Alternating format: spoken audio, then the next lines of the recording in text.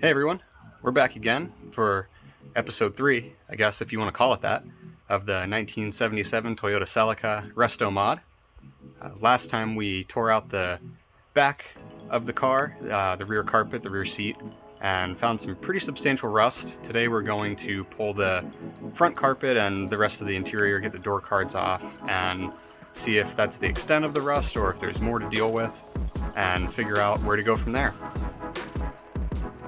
Alright, so we're going to get started by pulling out the rest of this front carpet, trim, door cards, Dad's already going,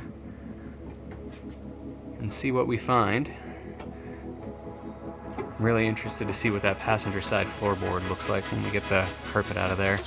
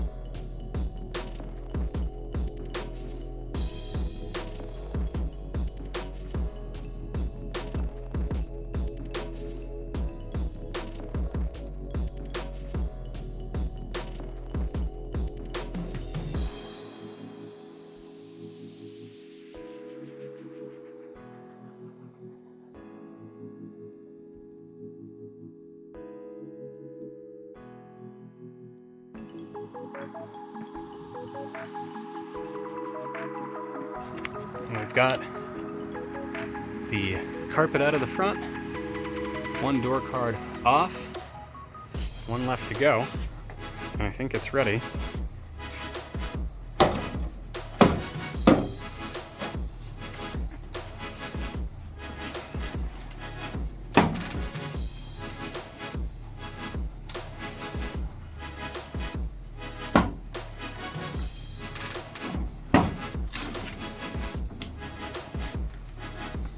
There it is.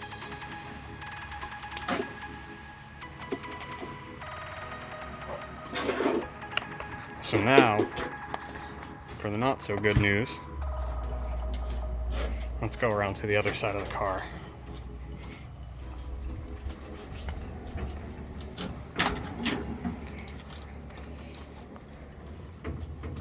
This floor pan is completely gone.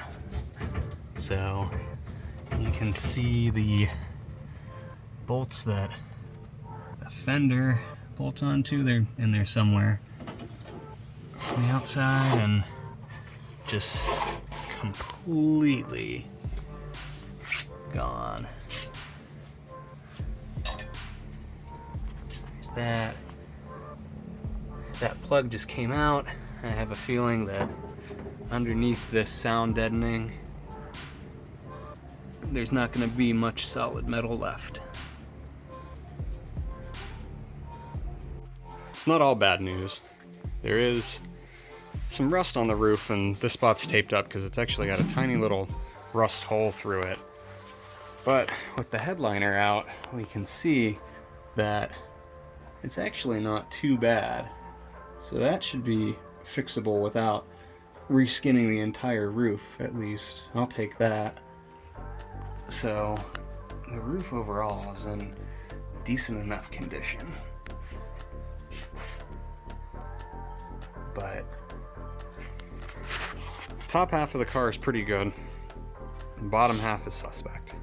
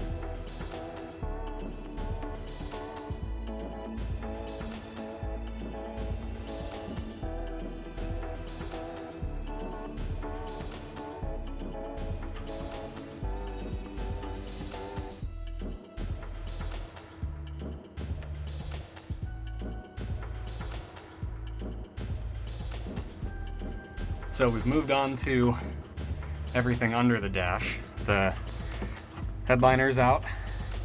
That was pretty nasty. All the carpet's out, and basically anything that had mold is out. So hope I sound okay. We've got masks on right now, but hopefully this will air out and won't smell so bad anymore. So, Dad, you just found a pretty interesting thing for the blower control. Adjustable RPMs. Yeah. With indication that some had an adjustable temperature level. Yeah, it's interesting. Well, we're gonna keep pulling wiring and pulling everything from the dash.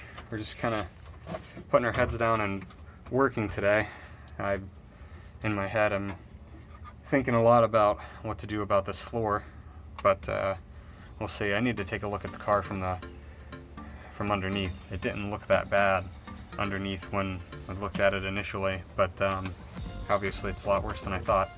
So we're gonna keep plugging away at this and see what we can get done today.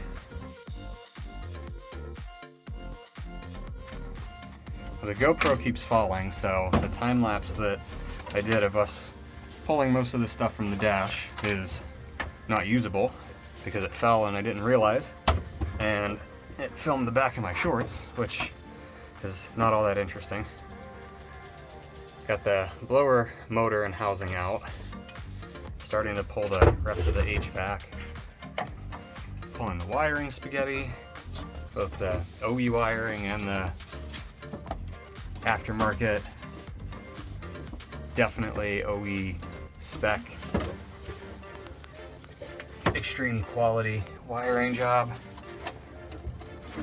And I think this is pretty much going to be it for the day. We'll work on this a little bit more, and the interior is out, so gotta figure out what to do about these floor pans, and especially in the areas where it's creeping up onto the inner rockers. Alright, here's the overhead light wiring. Yep. Final update for the night. All of the plastic and ducting for the HVAC system is out. The interior is completely stripped aside from the wiring, steering column, shifter and parking brake, and the vapor barriers on the doors. We'll leave those for now at least. Now technically, I guess the trunk is part of the interior, so let's clean that out real quick.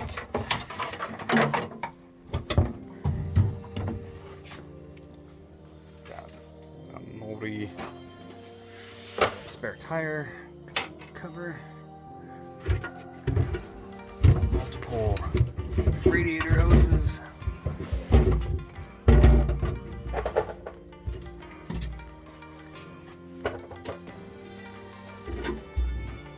some plastics, and looks like a headlight connector.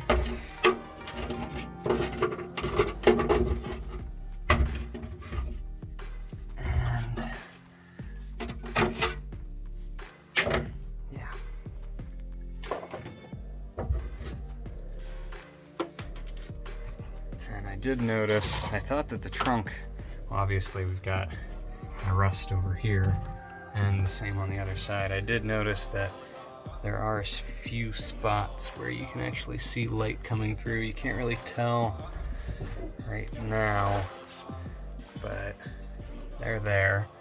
So trunk floor is going to need some work as well.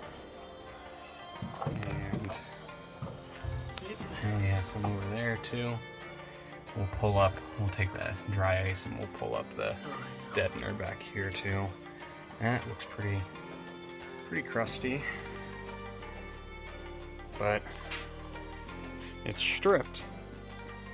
So the question is, is this even worth putting the time and the money into? Is it even fixable? I would like to think that it is, but honestly, especially over on this side up here, that's concerning to me. I just don't know about that. Let's take a peek at it from the underside. It's pretty bad.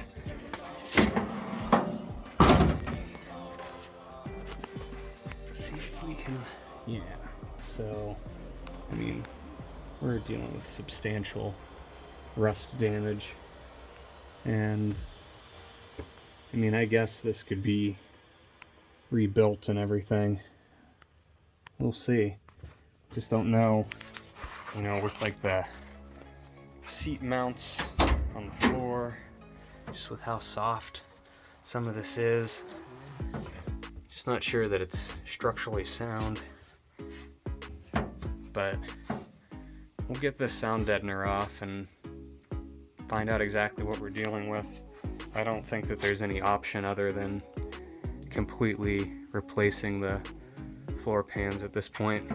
The driver's side, the right side, or left side rather, looked pretty good previously, but today when I was vacuuming I did find that spot there, and there's some other pretty significant areas of rust. So if this is fixable, we've got our work cut out for us. If it's not, we did a lot of work for the experience of it, and we'll find another one. But this is all we've got for today. So I guess I'm supposed to say like, comment, subscribe, tell us that this thing needs to go to the junkyard, tell us that it's worth saving. I want to hear your opinion. That's just like your opinion, man. And we'll figure it out. So until next time.